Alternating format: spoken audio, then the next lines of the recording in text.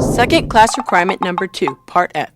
Demonstrate how to light a fire And how to light a lightweight stove. Campfires and stoves are an important part of the camping experience, for warmth and for some great meals.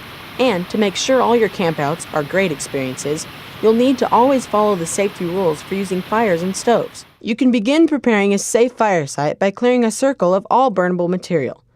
Now we put this cloth down, so that way once we get our fire burning, we don't burn any of the nutrients in the ground underneath. This way plants can still grow after we're finished with our fire. Make a 4 to 6 inch thick pad with sand or mineral soil, about 2 feet in diameter. Then put your tinder, This is what starts your fire. This is the most important thing.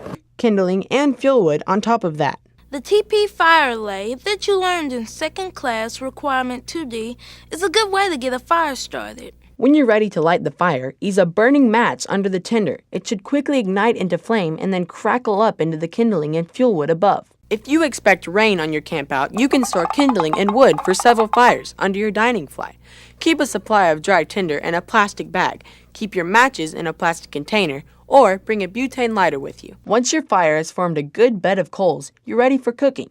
You can make a simple support for your cooking pots by sticking 3 metal tent stakes into the embers.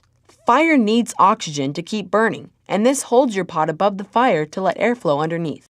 Also, remember to keep a pot of water near the fire for dousing, just in case. Use the cold out test to ensure the fire is extinguished.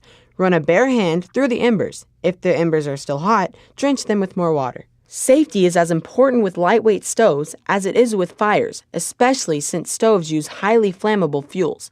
Be sure you have been checked out by your scout leader on safe stove operation and have a knowledgeable adult supervise whenever you're refueling or using a stove. Also, be sure to follow all the stove safety rules in your Boy Scout handbook. There are lots of different kinds of camp stoves, so read and follow your stove's specific instructions for lighting. Before you light your stove, make sure any spare fuel bottles and canisters are kept well away.